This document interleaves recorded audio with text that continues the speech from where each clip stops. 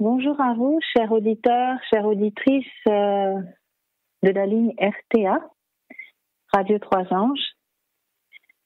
J'espère que vous avez passé un bon moment de culte, d'adoration. Et ce matin, j'aimerais vous inviter à ce moment de prédication. Et ce moment, j'aimerais l'introduire en vous proposant une prière. Si vous voulez bien, priez avec moi. Père éternel, Dieu trois fois saint, merci Seigneur parce que dans ta bonté et ta miséricorde, tu nous as créés. Tu nous as créés avec la poussière de la terre et tu nous as fait à ton image. Dieu Tout-Puissant, tu es venu souffler dans nos narines et nous avons de la valeur à tes yeux. Dans ta bonté et ta miséricorde, tu marches sur cette terre vivant, puissant, à travers tes enfants, à travers ton Saint-Esprit. Et nous avons l'honneur, Seigneur Dieu, d'invoquer ta sainte présence sur cette ligne. Viens, Seigneur Dieu, dans ta puissance, pleine de vie. Viens, Seigneur Dieu, sur cette ligne de prière aujourd'hui, pour que les cœurs brisés, les cœurs qui sont malades, puissent être guéris, afin que ce ne soit pas que la guérison physique, mais que la guérison physique accompagne aussi la guérison morale, spirituelle. Viens, Seigneur, nous réclamons ta sainte présence dans le nom de Christ, Fils du Dieu vivant, avec la puissance du Saint-Esprit. Amen. Aujourd'hui, pour introduire ce moment, si vous êtes d'accord, j'aimerais chanter ce chant pour vous, mais j'aimerais que vous fassiez attention aux paroles du chant. Ensuite, on regardera un texte ensemble et on en parlera. Je vous propose de chanter le chant dans Hymne et louanges, le chant 493.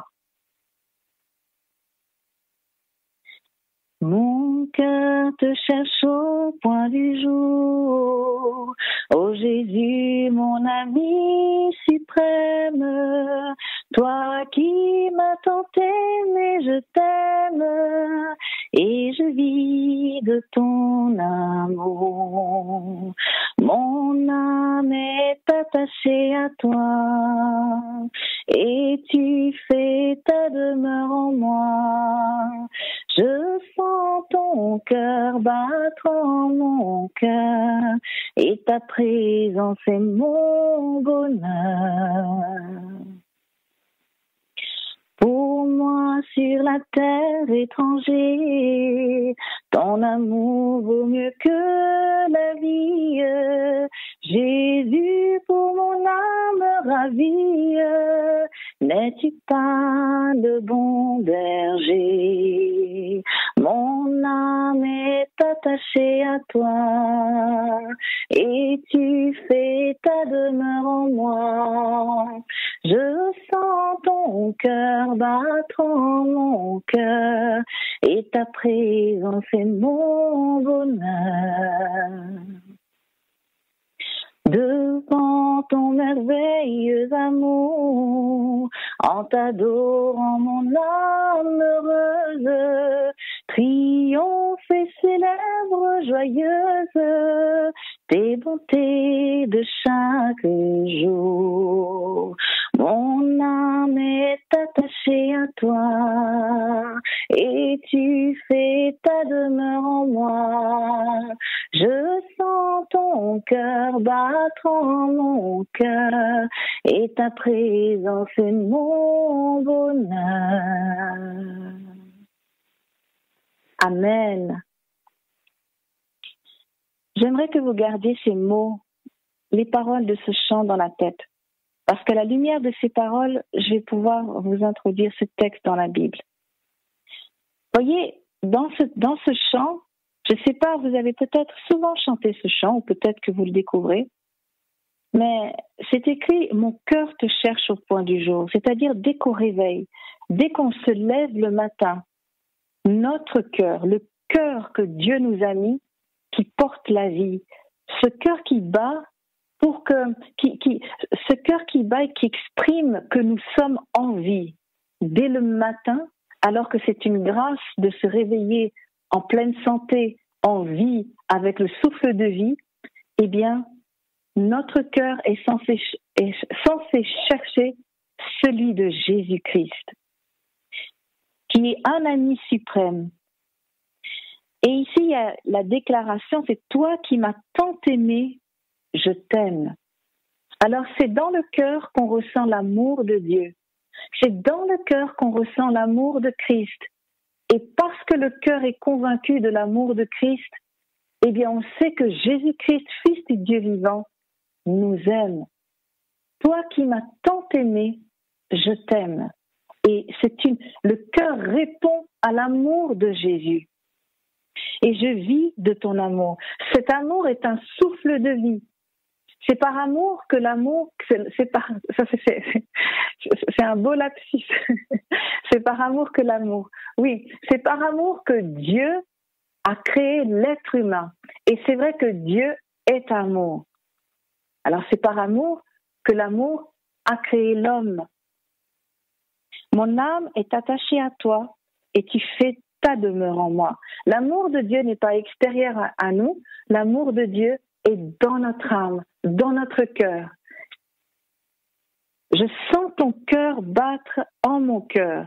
Il y a d'un coup, tellement qu'on cherche ce Dieu, tellement qu'on le cherche dès qu'on se réveille le matin, eh bien, le rythme du cœur de Jésus-Christ ne fait qu'un avec le rythme de notre cœur. Parce qu'on le désire, parce qu'on le veut. Les battements vont à l'unisson, comme quand il y a un chef d'orchestre et qui donne le signal et que chaque instrument va commencer à jouer ensemble à l'unisson, même quand les instruments sont différents, eh bien, quand les sons vont sortir de ces instruments, eh bien, ça va être harmonieux, ça va être à l'unisson.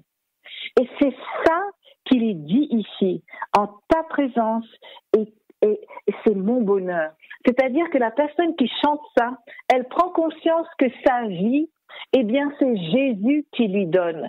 C'est grâce à Jésus-Christ, à l'amour de Jésus-Christ, qu'elle est en vie. Et qu'elle veut rester en vie aussi à cause de cet amour qu'elle ressent directement dans son cœur qui bat à l'unisson avec le cœur de Jésus-Christ. Ensuite, pour moi, sur la terre étrangère, ton amour vaut mieux que la vie.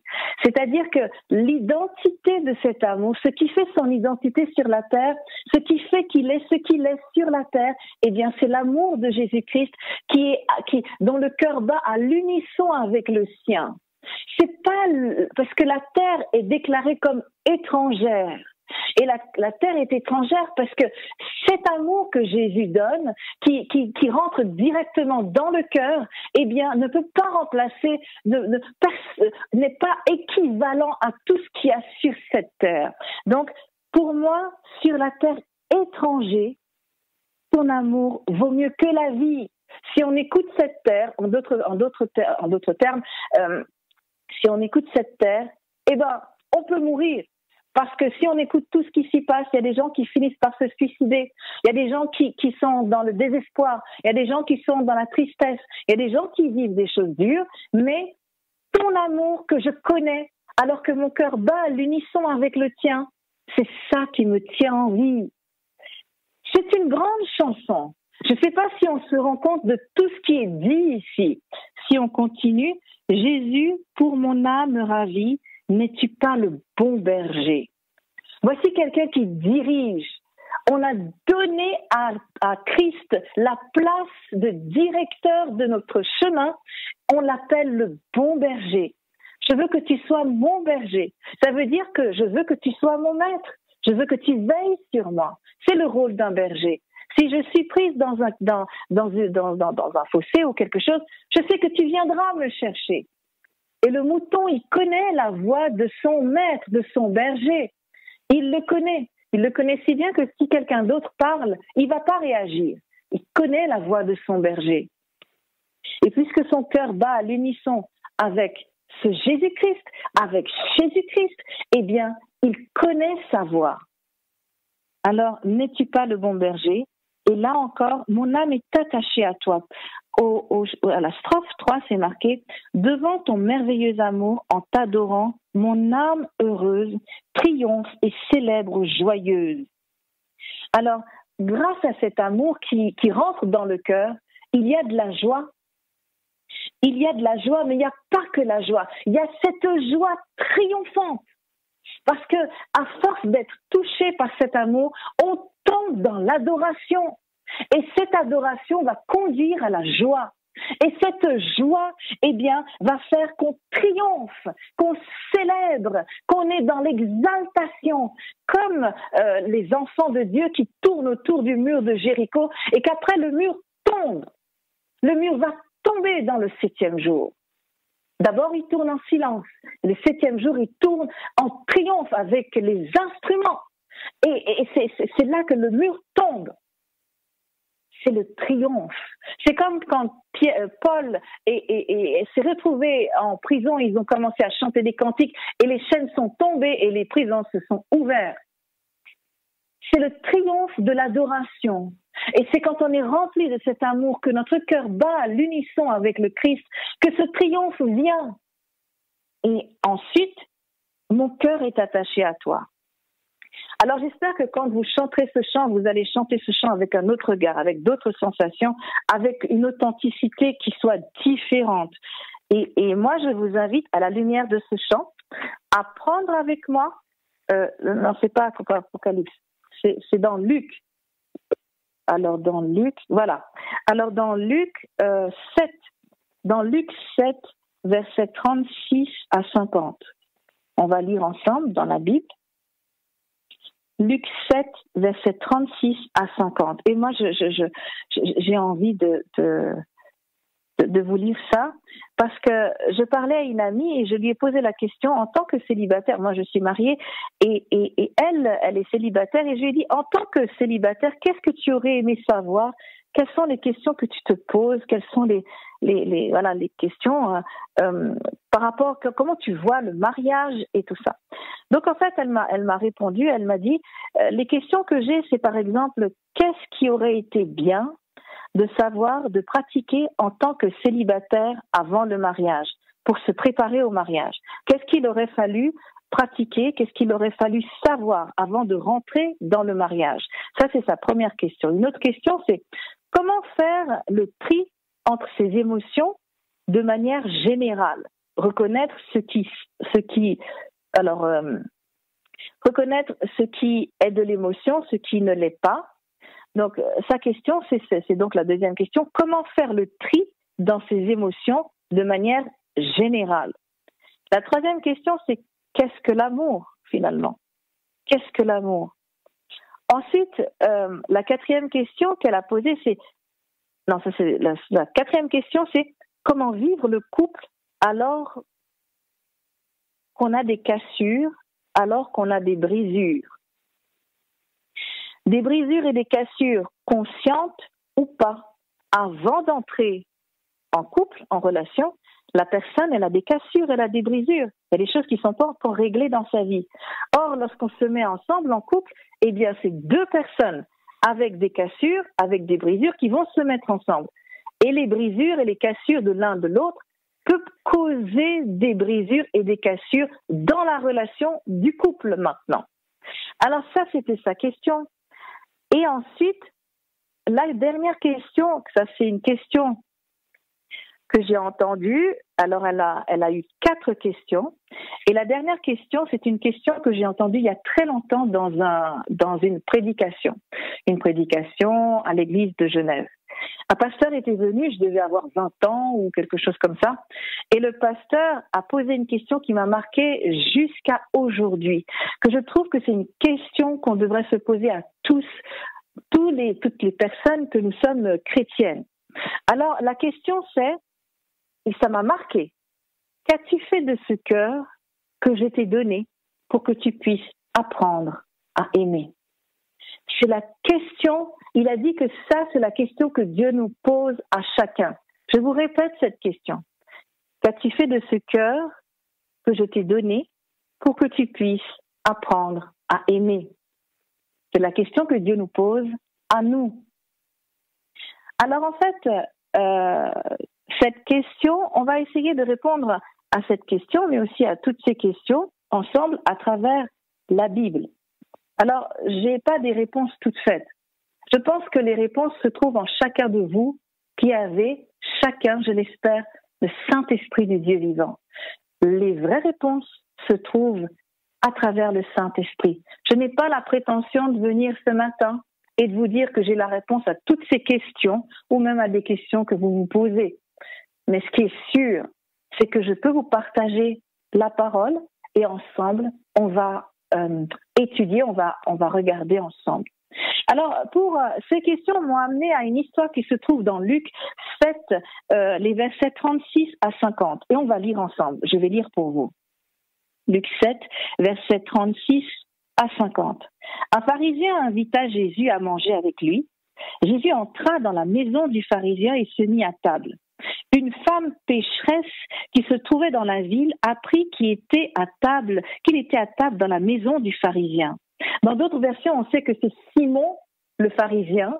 C'est Simon qui est aussi l'oncle de Judas qui va trahir Jésus. Donc c'est la famille de Judas qui a invité Jésus à manger avec lui dans la maison. Et c'est un pharisien. Elle apporte un vase plein de parfums et se tint derrière. Voilà, est-ce que j'étais là? Oui, c'est ça. Elle apporte un vase plein de parfums et se tint derrière aux pieds de Jésus. Elle pleurait. Et bientôt, elle mouilla les pieds de ses larmes. Puis, les essuya avec ses cheveux, les embrassa et versa le parfum sur eux. Quand le pharisien qui avait invité Jésus vit cela, il se dit en lui-même, si cet homme était prophète, il saurait qui est celle qui le touche et de quel genre de femme il s'agit. Il saurait aussi que c'est une pécheresse. Jésus prit la parole et lui dit, Simon, j'ai quelque chose à te dire. Simon répond, Maître, parle. Un créancier avait 2 débiteurs. L'un d'eux lui devait 500 pièces d'argent et l'autre 50. Comme il n'avait pas de quoi le rembourser, il leur remit à tous 2 leur dette. Lequel des 2 l'aimera le plus? Simon répondit, celui, je pense, auquel a remis la plus grosse dette. Jésus lui dit, tu as bien jugé. Puis il se tourna vers la femme et dit à Simon, tu vois cette femme, je suis entré dans ta maison. Tu ne m'as pas donné d'eau pour me laver les pieds. Mais elle les a mouillés de ses larmes. Elle les a essuyés avec ses cheveux. Tu ne m'as pas donné de baiser. Mais elle, depuis que je suis entrée, elle n'a pas cessé de m'embrasser les pieds. Tu n'as pas versé d'huile sur ma tête. Mais elle a versé un parfum, du parfum sur mes pieds. C'est pourquoi je te le dis. Ses nombreux péchés ont été pardonnés, parce qu'elle a beaucoup aimé. Mais celui à qui on pardonne peu, mais celui à qui l'on pardonne peu aime peu. Et c'est une phrase très importante. Celui à qui on pardonne peu aime peu. Et il a dit à la femme, tes péchés sont pardonnés. Les invités se mirent à dire en eux-mêmes, qui est cet homme qui pardonne même les péchés? Mais Jésus dit à la femme, ta foi t'a sauvée, pars dans la paix. Alors cette phrase de Jésus, mais celui à qui l'on pardonne peu aime peu, ça peut faire partie des brisures, des cassures qu'on a eues dans nos vies quand on débarque dans une relation amoureuse. Maintenant, qu'est-ce que nous dit ce verset, ce passage de la Bible? On sait que cette femme, c'est Marie. Et Marie, c'est aussi la sœur de oh là là, j'ai un blanc maintenant. Celui qui a été ressuscité par Jésus-Christ, qui est le cousin. J'ai ce blanc, c'est bizarre ce blanc. En tout cas, Lazare. Alors, c'est la sœur de Lazare. Lazare avait 2 sœurs, Marthe et Marie. Et on sait que Marie, c'est cette femme pécheresse. Donc, elle est arrivée, parce que dans d'autres versions, on le dit. Maintenant, elle est arrivée avec ce vase plein de parfums très, très chers. Et on sait qu'elle était une femme de mauvaise vie. Elle a été délivrée par Jésus-Christ de 7 démons. On sait que c'est la même Marie. Dans d'autres versions, il y a peut-être, dans d'autres versions, on le dit. Donc maintenant, cette femme a été pardonnée de ses péchés et elle arrive toute reconnaissante, pleine d'amour. Elle a envie de déverser son amour et elle vient déverser à travers ce geste du parfum versé sur les pieds de Jésus-Christ. Elle vient verser ce parfum sur les pieds du Christ. Alors moi, j'ai envie de vous dire, il y avait qui dans cette pièce? Il y avait des pharisiens, il y avait pas mal de personnes qui étaient là. Il y avait, on nous dit dans une autre version qu'il y avait Marthe et son frère Lazare qui étaient là aussi. Et ils étaient là et il y avait d'autres gens. C'était une salle où il y avait les disciples de Christ, il y avait Marthe, il y avait Lazare et Marie, on ne nous dit pas qu'elle avait été invitée. Dans les autres versions de l'Évangile, quand je parle d'autres versions, je vous invite à reprendre le passage de la femme qui verse du parfum sur les pieds de Jésus dans les 4 évangiles. Il y en a un où il est absent. Donc je vous invite à comparer ça chez vous, le jour du sabbat, si vous n'avez pas quelque chose de prévu, vous pouvez faire ça, comparer ces versions. Alors, c'est vraiment important de savoir de quoi il s'agit. Cette femme que tout le monde connaissait comme pécheresse et qui était en fait une femme qui vivait d'adultère, qui vivait de péché avec des hommes. Donc en fait, elle était connue aussi pour ça. C'était une prostituée. Et en fait, quand on regarde cette femme, elle a franchi la porte d'un homme pharisien. Elle a franchi la porte de personnes importantes qui la considèrent, qui connaissent sa situation de vie. Elle a franchi la porte et dans sa tête, elle avait qu'une intention. Elle avait son intention, c'était d'aller mettre de l'huile sur les pieds de Jésus, qui était le symbole de déverser son amour sur les pieds du Christ.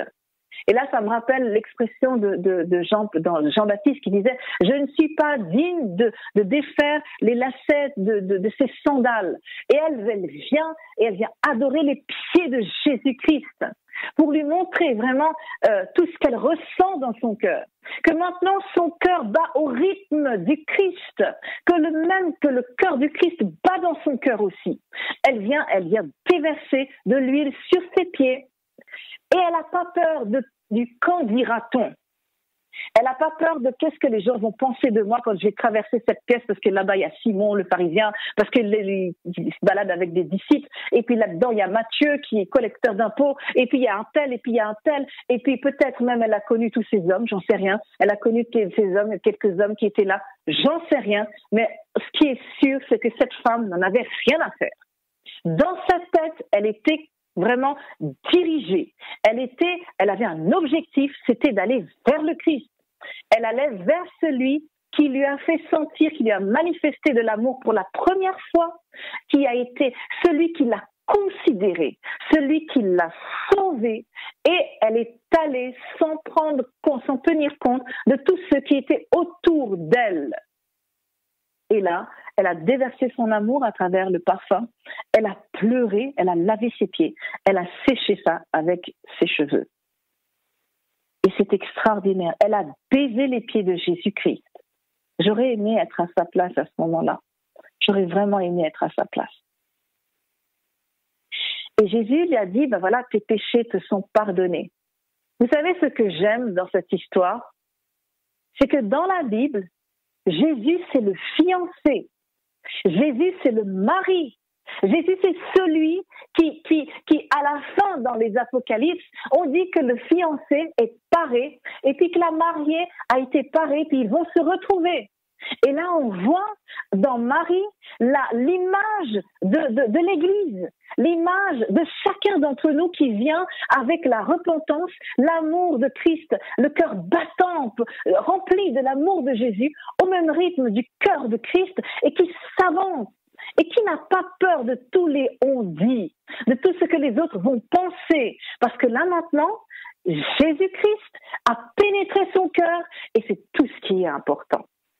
Et là, maintenant, elle franchit les barrières, les commérages, toutes les pensées, ce que les autres vont, tous les schémas de pensée aussi. Et puis, elle franchit aussi les traditions de l'époque. Une femme comme ça qui rentre, et puis qui a, on sait pas, on n'a pas l'impression qu'elle a vraiment été invitée, hein. Et puis, elle rentre comme ça, elle franchit comme ça, elle y va, elle a cet objectif. C'est l'Église. C'est comme quand c'est marqué, Paul dit, ce sont les violents qui s'emparent du royaume de Dieu. Cette femme a été en train de mener le bon combat. Et là, même si on voit que c'est un geste simple, c'est pas un geste si simple. Parce qu'à l'époque, la femme n'était pas comme aujourd'hui. Même aujourd'hui, il y a encore des petites choses. Mais à l'époque, c'était pire. Donc en fait, elle a vraiment franchi un seuil. Elle a vraiment franchi parce que son objectif, sa première pensée, c'était le Christ. Et le contraire dans cette histoire, une histoire contraire qu'on va pas s'attarder dessus, mais lors d'une autre prédication, j'ai pensé à cette histoire et je l'ai plus développée. Moi, ça me rappelle quand Pierre était sur la mer avec Jésus-Christ, qui était dans le bateau non, pas encore dans le bateau. Il était sur la mer aussi, et les disciples étaient dans le bateau. Et il a dit à Christ qui était en train de marcher sur la mer, si c'est vraiment toi, fais-moi venir à toi. Et finalement, il a commencé à marcher, et tout à coup, il marchait correctement, et tout à coup, il a commencé à réaliser que le vent, que l'air, que la mer, que tout était agité autour de lui, alors que ça n'avait pas cessé d'être agité, sauf qu'il n'avait pas accordé son attention à ce moment. Et là maintenant, il avance, et il fait attention à ce qu'il y a autour de lui. Et son objectif, il perd de vue son objectif, qui est Jésus-Christ, vers qui il avançait. Et là, comme il commence à être envahi par la crainte, par tout ça, son cœur ne bat plus sur le moment au même rythme du cœur de Jésus-Christ. Alors il perd de vue son Christ, et là il commence à s'enfoncer dans l'eau, et il crie au secours, viens à mon aide. Et Jésus lui dit, mais écoute, mais homme de peu de foi, pourquoi as-tu douté? Cette femme a franchi toutes ces personnes, toutes ces choses autour d'elle, tous les vents et toutes les tempêtes de rumeurs, de mauvaises pensées qu'on pouvait avoir sur elle, de toutes ces réputations, de tout ce qu'on savait sur elle. Elle a franchi ces tempêtes-là et elle a été vers le Christ. Et moi, j'ai envie de vous dire, qu'est-ce qu'il en est de nous? Qu'est-ce qu'il en est de nous aujourd'hui? Alors, vous avez entendu les questions de cet ami tout à l'heure, et la question que je vous ai posée avant, qu'as-tu fait de ce cœur que je t'ai donné pour que tu puisses apprendre à aimer? Alors, gardez tout ça en tête, et à la lumière de ça, j'ai envie de partager avec vous ce texte qui se trouve dans Osée.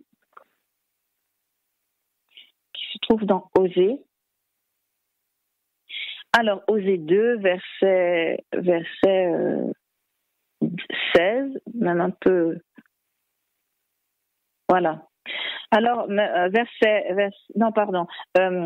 Osée 2, oui, je vous ai dit Osée 2. Osée 2, verset 15 jusqu'à verset 20. Alors avant ça, je vous explique un petit peu cette histoire. C'est Osée qui est le prophète de l'Éternel. Dieu lui dit, va, prends une femme prostituée, parce que à l'image de ce que Israël est en train de me faire vivre, j'aimerais que tu prennes une femme prostituée. Ainsi le peuple, tu seras à l'image, tu représenteras, tu illustreras de façon vivante ce que moi je vis dans mon cœur par rapport à ce peuple que j'aime et qui se détourne de moi à cause de ses péchés. Alors, Osée, qui est obéissant, il va et il prend cette femme prostituée. Et cette femme, il dit à la femme, il va vers elle et il prend cette femme prostituée qui va lui donner des enfants à un moment donné. Et nous allons lire ensemble, ça c'est pour vous mettre dans le contexte, nous allons lire ensemble nous allons lire ensemble ce passage que je vous ai dit au chapitre 2, versets 15 à 20. J'interviendrai contre elle, donc c'est Dieu qui parle, de quelle manière il va intervenir contre la femme. J'interviendrai contre elle à cause des jours où elle faisait brûler de l'encens en l'honneur des Baals, où elle se parait de ses anneaux et de ses colliers, où elle suivait ses amants, tandis que moi, elle m'oubliait, déclare l'Éternel. Donc là, vous pouvez imaginer que si on prend à l'échelle humaine, c'est un homme qui est brisé. C'est un homme qui est brisé, qui aime une femme qui n'est pas fidèle, une femme adultère. Et c'est un homme brisé qui parle, si on prend à l'échelle humaine. Maintenant, on continue, on revient à Dieu. Au verset 16, c'est marqué, c'est pourquoi je veux la séduire. Il change de parole, il change d'approche. Il dit, c'est pourquoi je veux la séduire et la conduire au désert. Je parlerai à son cœur, là je lui donnerai ses vignes et je ferai de la vallée d'Accord. La vallée d'Accord, c'est la vallée des afflictions, des tourments, des troubles, des dérangements. Je ferai de la vallée d'Accord une porte d'espérance. Donc de toutes les afflictions, de tous les tourments, de tous les troubles, tous les dérangements, il mettra une porte d'espérance. Là, elle chantera et on retrouve cette adoration, ce côté de louange, comme à l'époque de sa jeunesse, comme le jour où elle est sortie d'Égypte. Ce jour-là, déclare l'Éternel, tu m'appelleras mon mari et tu ne m'appelleras plus mon maître. J'enlèverai de sa bouche les noms des Baals. Donc, c'est beau, si bien qu'on se souviendra même plus de leur nom. Ce jour-là, je conclurai pour eux, donc pour Israël, pour chacun des gens d'Israël, c'est-à-dire nous aujourd'hui, ce jour-là, je conclurai pour eux une alliance avec les bêtes sauvages, les oiseaux du ciel et les reptiles de la terre. Je briserai dans le pays l'arc, l'épée et la guerre, et je les ferai reposer en sécurité. Je te fiancerai à moi pour toujours, je te fiancerai à moi pour la justice, la droiture, la bonté et la compassion. Je te fiancerai à moi par la fidélité, et tu connaîtras l'Éternel. Alors ce jour-là, je répondrai, déclare l'Éternel, je répondrai au ciel et à la terre, et le ciel répondra, la terre répondra au blé et au vin nouveau et aux huiles, et ils répondront Jisraël. Voilà. Alors, on avait dit qu'on s'arrêterait un peu plus haut. Donc, on s'arrête au 21. Donc, quand on entend ça, on voit qu'il reproche à Israël. Il sait qu'Israël l'a trompé. Il sait qu'Israël a été infidèle, toutes sortes de péchés. Mais il dit, je parlerai à ton cœur. Alors, là, on voit que l'Éternel, il dit pas que je te prends alors que tu es déjà pur. Je te prends alors que tout va déjà bien. Je te prends et parce que justement tu as l'air parfaite. Je t'ai fait parfaite, tu es restée parfaite. Non, il a dit, bien sûr que Dieu aurait voulu que son peuple lui reste fidèle, mais ce n'est pas le cas. Ce n'est pas le cas d'Israël. Ici, il dit, malgré tes péchés, malgré ton infidélité, malgré tout ce que tu as fait, malgré tes brisures, malgré tes cassures, malgré ton impureté, malgré ton état, mais regarde à quoi tu ressembles, mais je parlerai à ton cœur. Parce que je ne veux pas te laisser dans cet état. Non seulement on aura une relation où non seulement je te prendrai, je te changerai, je parlerai à ton cœur. Mais lorsque je parlerai à ton cœur, les paroles seront si douces que tu ne pourras plus m'appeler mon maître, mais tu m'appelleras mon mari. Ce jour-là, je mettrai mon cœur dans ton cœur. Comme il dit dans Ézéchiel, je mettrai mon cœur, je te donnerai un nouveau cœur. Et là, je te donnerai mon esprit. C'est mon esprit que je mettrai en toi. L'esprit de Dieu. Donc maintenant, une fois que l'esprit est dans le cœur, les commandements de Dieu sont présents. Je mettrai mon esprit en toi et tu resteras fidèle à mes lois, à mes commandements. C'est ça qui est écrit dans Ézéchiel. Ézéchiel 36. Si vous voulez, vous pouvez aller voir. Mais tout ça pour dire que Dieu n'a jamais eu un langage où il dit « Bon, ok, là, c'en est fini ». Il a eu un langage comme ça quand il a envoyé le déluge. Mais il a aussitôt dit « Je fais alliance avec toi, d'où l'arc-en-ciel. Je fais alliance avec toi, je ne détruirai plus la terre. » Il a fait alliance avec nous. Et malgré tout, il y a des êtres humains qui sont restés vivants dans le déluge. Il y a eu Noé et ses enfants et les femmes de ses enfants et sa femme. Malgré tout, il en a sauvé ceux qui étaient fidèles à lui. Alors, Dieu prend ce qui est impur. Et on sait aussi qu'après, le péché a quand même continué. Après Noé, le péché était là. Est-ce qu'il ne le savait pas? Alors, ce que j'essaie de dire, Dieu est capable, Dieu a créé l'univers. On sait qu'il a créé d'autres univers. On sait qu'il y a d'autres dimensions spirituelles qu'on ne connaît pas. Il y a des dimensions négatives qui rôdent autour de la terre parce que la terre a accepté à travers Adam et Ève que le péché soit rentré et l'ennemi a fait son royaume ici. Mais dans nos cœurs, il y a le royaume de Dieu. D'accord? Ok, ça on le sait. Mais on sait aussi que Dieu a créé d'autres univers. Dieu a créé d'autres univers. C'est Dieu tout-puissant. C'est Dieu qui est rentré dans le ventre de Marie à travers son esprit et qui a formé Jésus, son homme. C'est ce même esprit qui vient à nous maintenant et qu'on peut réclamer pour être en lien et avoir le cœur de Jésus qui bat dans notre cœur. C'est ce même esprit. Ce Dieu tout-puissant qui a instauré le mariage et nous dit, voilà comment je t'ai trouvé, mais j'ai envie que notre relation, elle change. Alors, quand mon ami dit, sa question, c'était, qu'est-ce qui aurait été bien de savoir, de pratiquer en tant que célibataire avant le mariage? Ce qui aurait été bien, c'est d'avoir une vie connectée à Dieu. C'est de pouvoir demander à Dieu d'identifier ce qui ne tourne pas rond chez nous. Seigneur, est-ce que j'ai de l'orgueil? Parce que si je rentre ça dans mon mariage, ça va être compliqué pour l'autre. Et ça va rendre aussi compliqué ma vie parce que l'autre ne va pas aimer ça. Et puis après, ça va être un problème pour nous deux. Seigneur, est-ce qu'il y a des choses qui ne tournent pas rond? Est-ce que j'ai des mauvaises habitudes? Montre-moi si j'ai des mauvaises habitudes chez moi. Parce que lorsque Dieu vient et qu'il vient maintenant, c'est pas parce lui, il est parfait. Il vient à nous, mais c'est pas parce qu'on est sans péché. Il vient à nous parce qu'il veut nous sauver malgré nos péchés. Et c'est ça la puissance de l'amour. Quand on aime vraiment quelqu'un, on veut changer ce qu'il y a à l'intérieur de soi pour ne pas faire souffrir l'autre.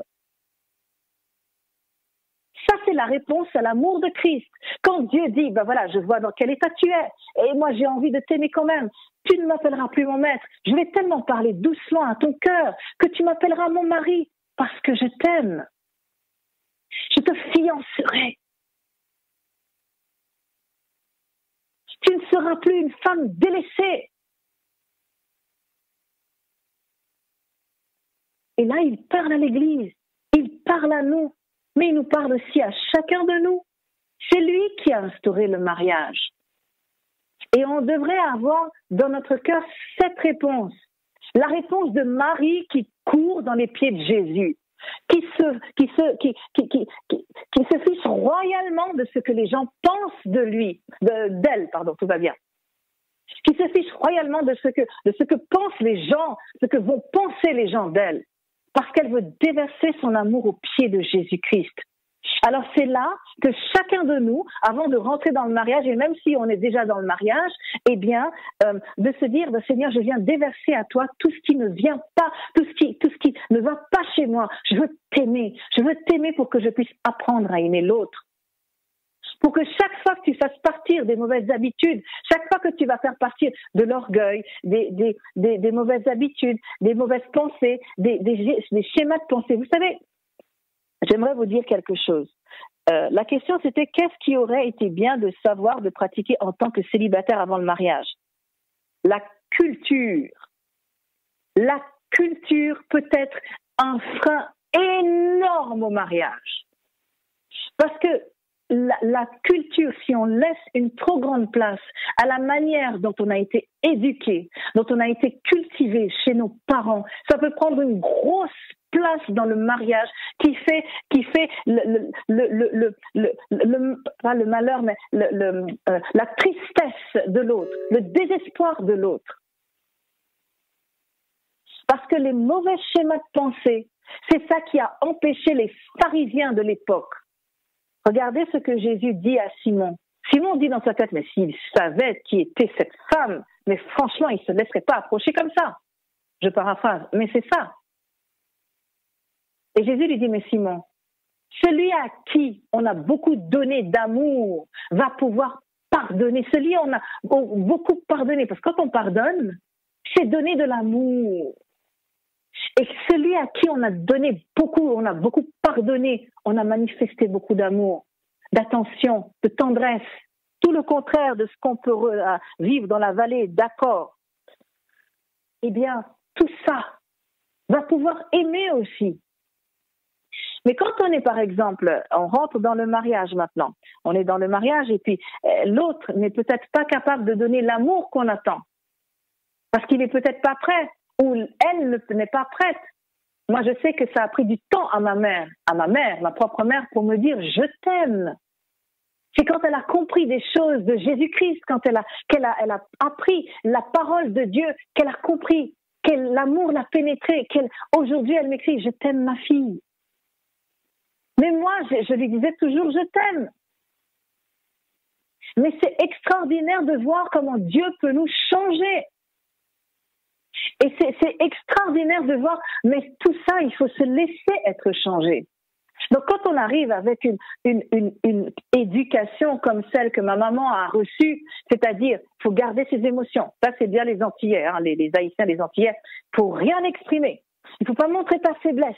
Il ne faut pas montrer que tu pleures, parce que les pleurs, c'est une faiblesse. Il ne faut pas raconter ta vie aux gens. Il ne faut pas, alors que Dieu nous dit que quand la vérité t'affranchira, et puis comme ça, les uns et les autres, on peut prier les uns pour les autres. Quand on se parle, quand on communique, quand on dit « je t'aime », ça fait du bien à l'autre. Lorsque Marie s'est approchée de Jésus avec l'huile sur ses pieds, elle lui a dit « je t'aime ». Elle a déclaré publiquement son amour comme on le fait le jour du baptême. Elle a déclaré son amour au Christ. Et le Christ a répondu à cet amour. Alors avant de rentrer dans le mariage, c'est bon de demander à Dieu, lave-moi, purifie mon cœur, enlève l'orgueil, tout ce que j'ai pu recevoir de ma famille dans mon éducation, qui sont impurs pour entrer dans le mariage, enlève-les, purifie, nettoie, sanctifie, parce que le mariage est une bénédiction. Parce que le mariage est une bénédiction qui est l'image de Christ, le fiancé, à la fiancée qui représente l'Église, et on le vit à l'échelle humaine dans le quotidien à travers le mariage, dans les foyers. Sauf que là, le fiancé, il n'est pas parfait. C'est pas Jésus-Christ. Le mari, il n'est pas parfait. Tout comme la femme, elle n'est pas parfaite. Les deux ont des choses à purifier, à nettoyer, à sanctifier. Les histoires de « je ne dirai pas à mon mari que je l'aime parce qu'on m'a dit de ne pas dire, j'ai reçu cette éducation », c'est pas bon. Ou « je ne dirai pas à mon mari que je l'aime parce qu'il m'a fait ci, ça, il doit d'abord changer et quand il changera, je lui dirai je t'aime ». C'est pas vrai.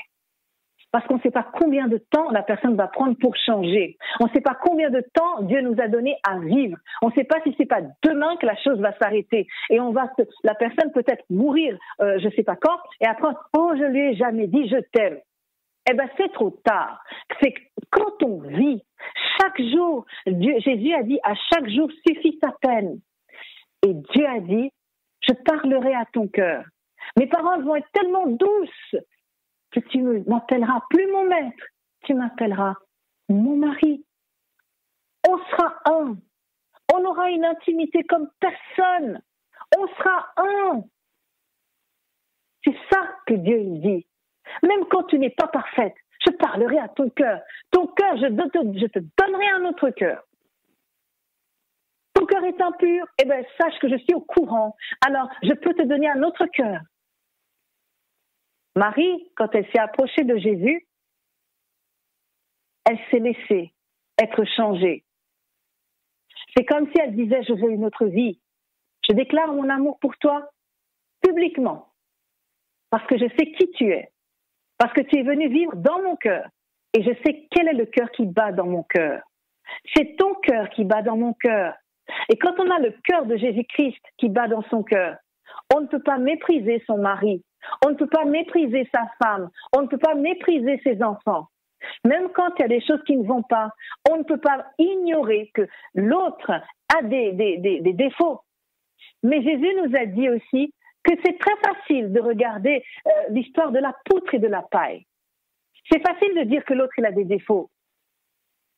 Mais si on n'avait pas de défauts, Jésus ne serait pas mort pour nous. Il est mort pour chacun d'entre nous. On a aussi des défauts.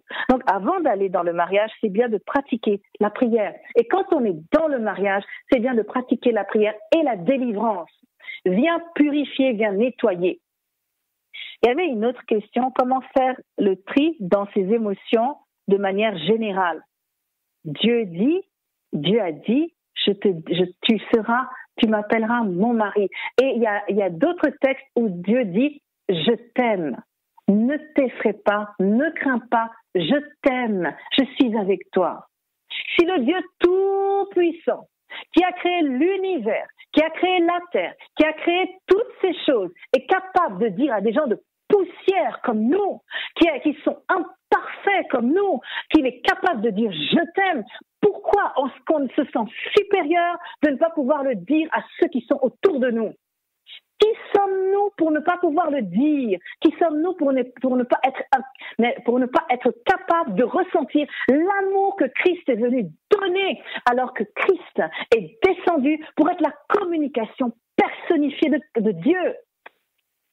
Qui sommes-nous pour ne pas dire aux autres que nous les aimons? De l'amour de Jésus-Christ.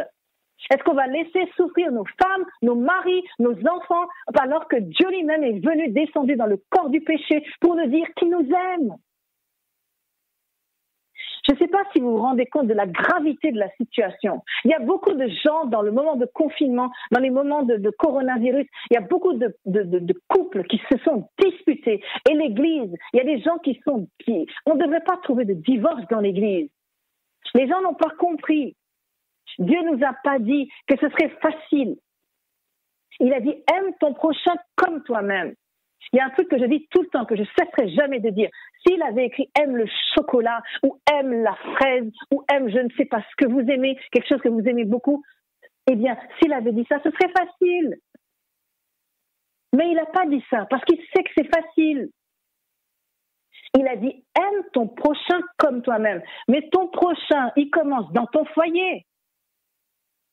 Ton prochain, il commence avec ta femme, il commence avec ton mari, il commence avec tes enfants, il commence avec ton chien, il commence avec ton chat, c'est un animal, mais c'est quand même Dieu qui l'a créé. On n'est pas censé maltraiter les animaux non plus, hein. Il commence avec ceux qui sont autour de nous, avec ton collègue, avec ton voisin, il commence d'abord dans ton foyer. Alors moi, j'ai envie de vous dire, les émotions sont très importantes à identifier. Je pense que c'est important de prier pour que Dieu nous donne le discernement de nos émotions. Lorsque je fais ça à ma femme ou à mon mari, lorsque je dis ça à ma femme, à mon mari, qu'est-ce que je ressens? Pourquoi je le dis? Qu'est-ce qu'il y a derrière? Quel est l'esprit mauvais qui se cache derrière? Qu'est-ce que j'ai eu comme éducation et héritage familial ou je ne sais pas quoi qui est derrière, qui fait que maintenant je peux dire quelque chose de blessant à mon enfant, à ma femme, à mon mari? Cette recherche, elle doit se faire dans les foyers. C'est mener le bon combat. L'amour commence au foyer. Moi, je trouve ça triste. Et l'autre jour, franchement, je trouve ça tellement triste d'entendre des gens qui divorcent dans les églises, alors que c'est Dieu qui a donné le mariage. Ici, il y a une autre question. Qu'est-ce que l'amour? L'amour, c'est Dieu. Si on demande à Dieu de rentrer dans notre cœur, il viendra. Seigneur, Dieu Tout-Puissant, que ton cœur vienne battre dans mon cœur. Enlève le cœur de pierre, enlève le mépris, enlève l'orgueil, enlève toutes les éducations de ma famille, les choses qu'on m'a données, qu'on m'a dites qui ne sont pas vraies. Moi, pendant longtemps, je n'ai jamais pleuré devant qui que ce soit. Pendant longtemps. La seule fois que les gens m'ont vu pleurer, pour la première fois, toute ma famille m'a vu pleurer, ils étaient en cercle autour de moi. C'était dans un lit d'hôpital parce que j'étais envahie de douleur et que la morphine ne faisait rien et qu'ils étaient venus me visiter avec des chocolats que je ne pouvais pas manger et qu'ils étaient tous autour de moi et je n'arrivais plus à cacher la douleur que j'avais. Tellement que j'avais mal, profondément mal. Aujourd'hui, j'ai plus tout ça. Dieu a guéri ces douleurs et je sais que c'est des choses qui sont parties. Ça, c'est gloire à Dieu. Mais tout ça pour vous dire, et j'avais 24, 25 ans. Jusque-là, personne ne m'avait jamais vu pleurer sauf quand j'étais petite. Pourquoi? Parce qu'on m'a dit, ne montre pas ta faiblesse. Les gens ne doivent pas te voir pleurer. Parce que les larmes, c'est une faiblesse.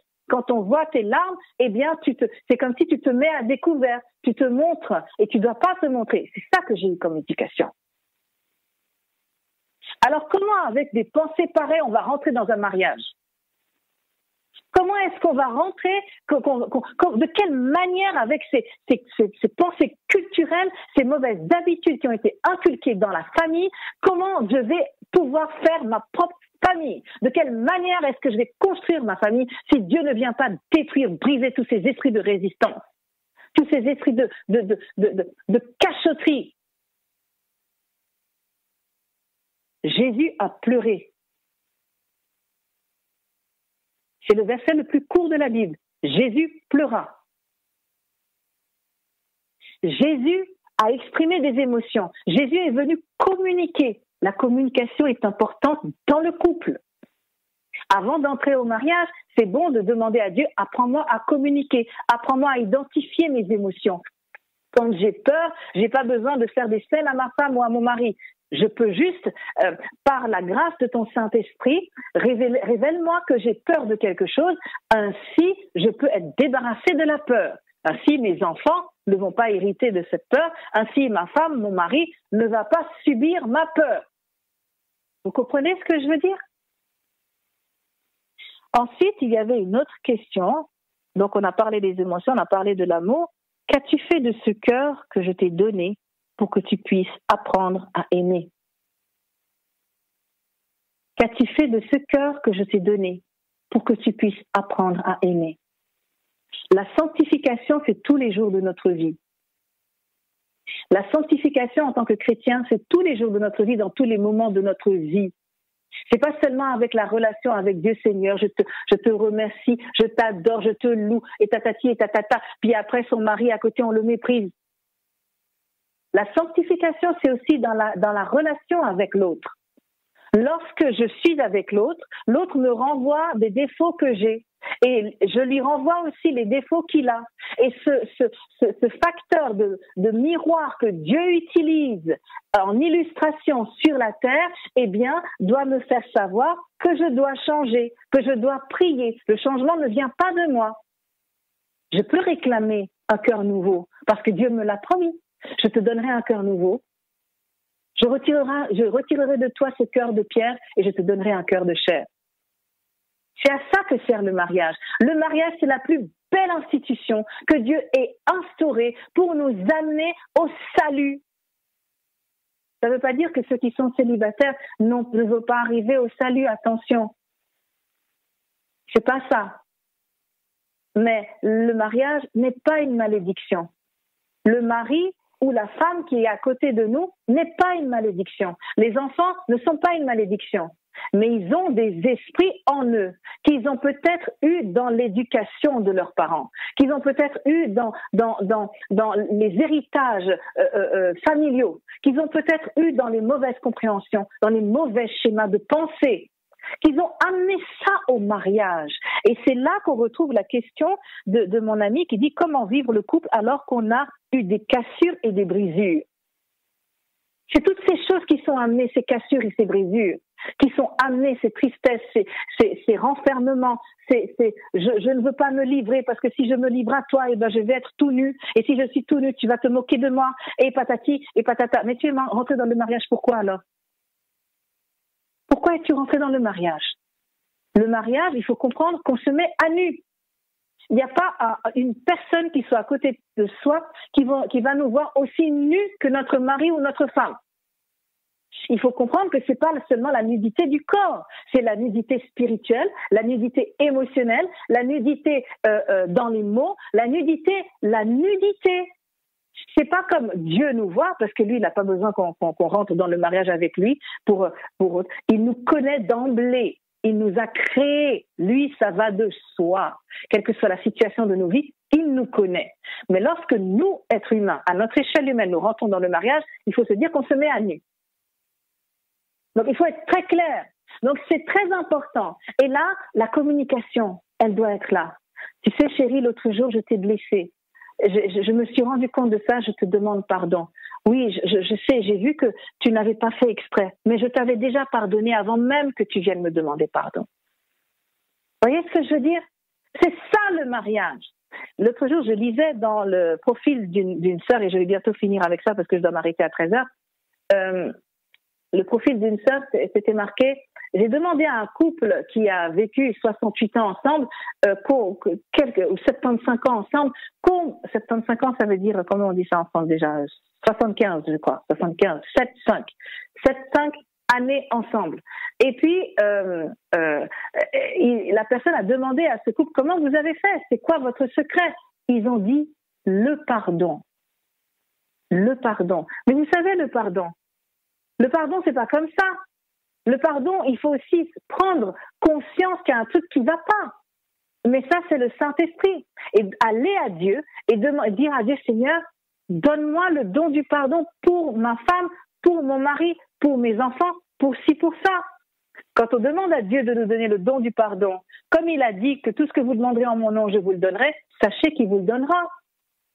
Mais êtes-vous prêt à recevoir vraiment ce don? Êtes-vous prêt vraiment à changer? Êtes-vous prêt à vraiment bien utiliser ce cœur que Dieu nous a donné pour apprendre à aimer?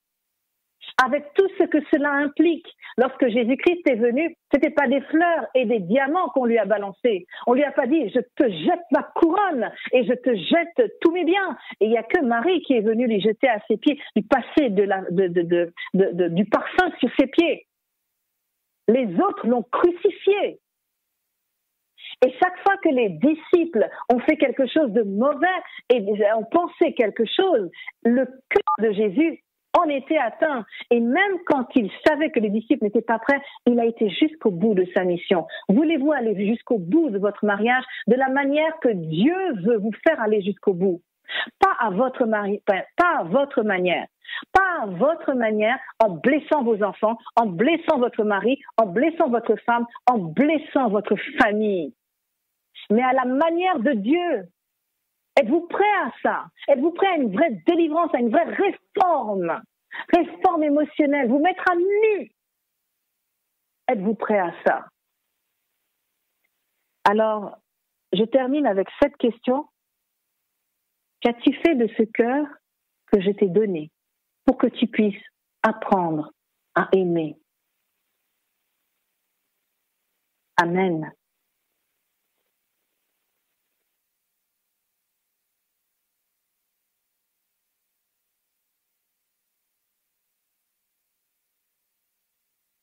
Le nom de Jésus, nous acclamons le nom de Jésus. Nous allons chanter le 198, Seigneur, ce que je réclame. 192, hymne et louange. 192, hymne et louange, Seigneur, ce que je réclame. Seigneur, ce que je réclame, c'est ce riche don d'amour, que cette céleste flamme en moi brûle nuit et jour. Cet amour si fort, si tendre, amour qui supporte tout, qui ne veut pas se défendre, prêt à souffrir jusqu'au bout. Pour les autres, il s'oublie, il ne peut être envieux. Tout éloge l'humilie, jamais il n'est orgueilleux. Cet amour peut vaincre et fondre les cœurs méchants, durs, glacés. Ils ne peuvent rien répandre, l'amour les a terrassés. Devant la vaste souffrance qui s'étend de jour en jour, il faut un remède immense, il faut un immense amour que jusqu'à la mort fidèle prie en luttant en tout lieu. Ma vie entière révèle l'amour sublime de Dieu. Amen. Je vais laisser Cynthia faire la dernière prière. Pour introduire la prière, j'aimerais prendre avec vous le texte d'1 Corinthiens 13. 1 Corinthiens 13. Alors, je peux vous dire que ce texte, je ne sais pas combien de fois j'ai eu des délivrances dessus. Parce que j'ai vécu tellement de choses pas simples avant de rencontrer mon mari que j'étais fermée. Que quand Dieu m'a montré que c'était mon mari, j'ai dit j'irai pas. Pourtant, je l'aimais déjà. J'avais des sentiments dans mon cœur pour lui que Dieu lui-même avait mis.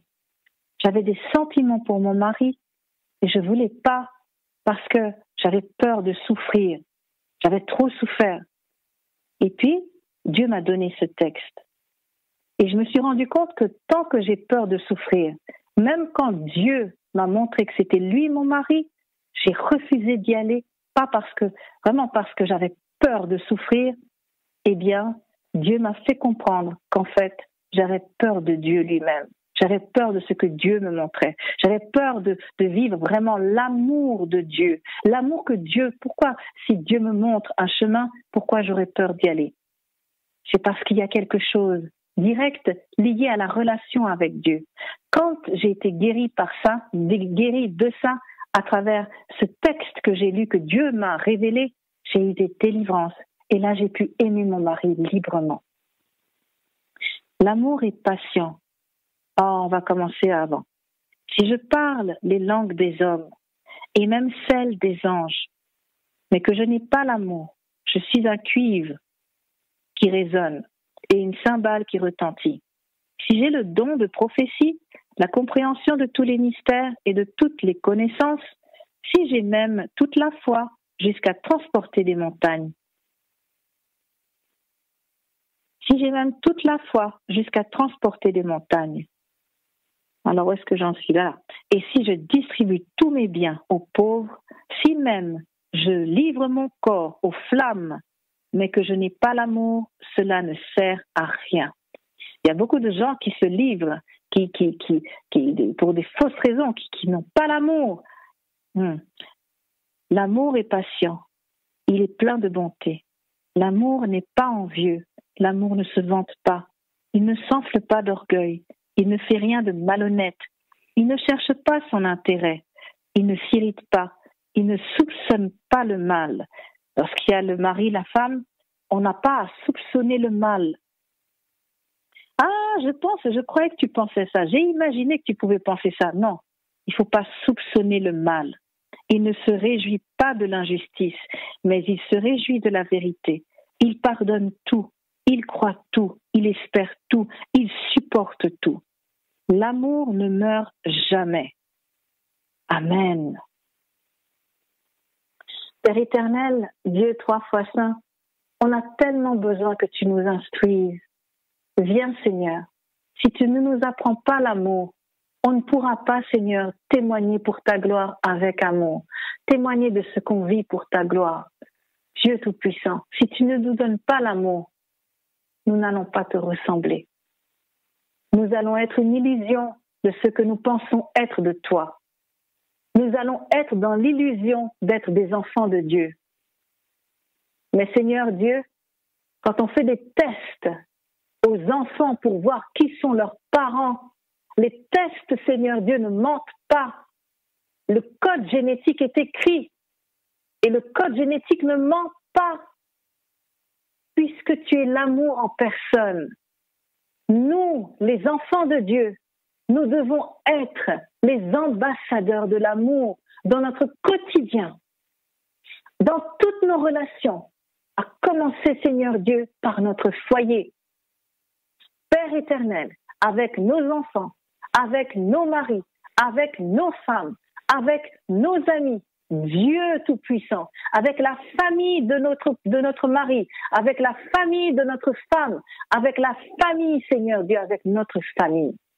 Dieu Tout-Puissant, apprends-nous à aimer. Ce cœur que tu nous as donné pour qu'on puisse apprendre à aimer, qu'il soit fonctionnel pour ta gloire, qu'il remplisse, Seigneur, qu'il soit rempli, Seigneur, de ton Saint-Esprit, Seigneur, qu'il soit à ta disposition pour que la prière du Christ soit efficace dans notre vie. Que ton règne vienne sur la terre comme au ciel. Seigneur, ton règne vient sur la terre à travers nos cœurs, Seigneur. Dans nos cœurs, il y a ton royaume, Seigneur Dieu. Dans nos cœurs, Seigneur, il y a ton caractère, si on le veut. Dieu Tout-Puissant, moi je le veux et je te demande, Dieu Tout-Puissant, que pour chacun des personnes ici sur RTA et sur d'autres endroits, Seigneur, les chrétiens dans le monde, dans les églises où il y a des divorces, Seigneur Dieu, et l'ennemi cesse de se frotter les mains, que Père éternel, nous puissions avoir la victoire sur toutes ces choses. Et que les célibataires n'aient plus peur d'entrer dans le mariage. Et que, Père éternel, il puisse y avoir des gens prêts à entrer dans le mariage. Il y a des gens qui restent célibataires parce qu'ils ne savent pas ce qu'ils vont trouver.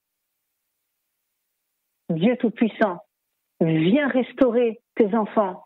Viens nous donner un nouveau cœur, viens nous purifier, viens nous aider à rentrer dans notre appel, Seigneur, d'enfants de Dieu, dans notre appel à travers le mariage, dans notre appel à travers la préparation au mariage, dans notre appel à toi. Seigneur, appelés, nous sommes des appelés à te ressembler. Que nos cœurs, Seigneur, soient disposés à tout ça, pour la gloire de ton saint et grand nom, Seigneur, pour que ton amour qui est disposé à nous puisse être vraiment en nous, Seigneur Dieu.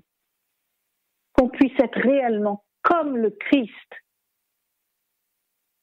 C'est ainsi que je te prie, dans le nom de Jésus-Christ, Fils du Dieu vivant. Amen.